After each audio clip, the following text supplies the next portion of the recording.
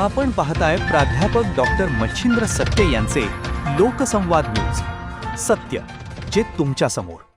रत्नागिरीतील प्रसिद्ध पर्यटन स्थळ असलेल्या गणपतीपुळे परिसरातील धक्कादायक घटना समोर आली आहे.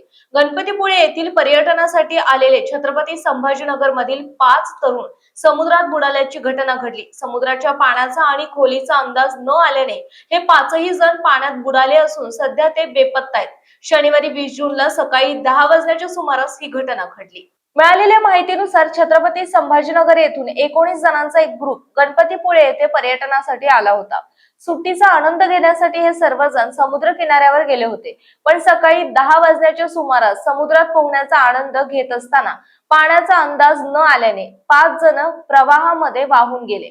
युद्ध पातळीवर शोध मोहीम सुरू. घटनेची माहिती मिळताच स्थानिक प्रशासन, पोलीस, जीवरक्षक आणि स्थानिक मच्छीमार तातडीने घटनास्थळी दाखल झाले. बेपत्ता पर्यटकांचा शोध घेण्यासाठी बोटींच्या मदतीने शर्थीचे प्रयत्न केले जात आहेत. पण समुद्रातील पाण्याचा वेगवान प्रवाह आणि वाढत्या लाटांमुळे बचाव कार्यात मोठे अडथळे निर्माण होत आहेत. बेपत्ता असलेल्या पर्यटकांची नावे: आदित्य राऊत, यश कांबळे, अनिकेत हिवराळे, प्रेम आदमाने, आनंद नरवडे. या 5ही तरुणांचा शोध घेण्यासाठी युद्ध पातळीवर प्रयत्न सुरू असून या घटनेमुळे स्थानिक परिसरात मोठी खळबळ उडाली. स्थानिक प्रशासन या परिस्थितीवर पूर्ण लक्ष ठेवून आहे.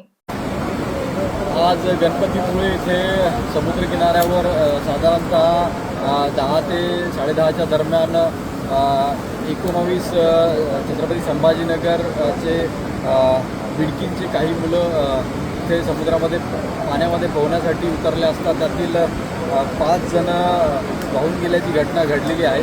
सध्या कोस्टगार्ड आणि इतर मच्छीमार बांधवांच्या बोटींनी त्यांचा शोध सध्या सुरू आहे. पोलीस घटनास्थळी दाखल आहे. SP नितीन बगाटे आणि आमची पूर्ण टीम या कार्यासाठी लागलेली आहे. बाकी मुलांना वाचवण्यात यश आलेलं आहे. बाकी 14 मुलं इथे सुखरूप आहेत.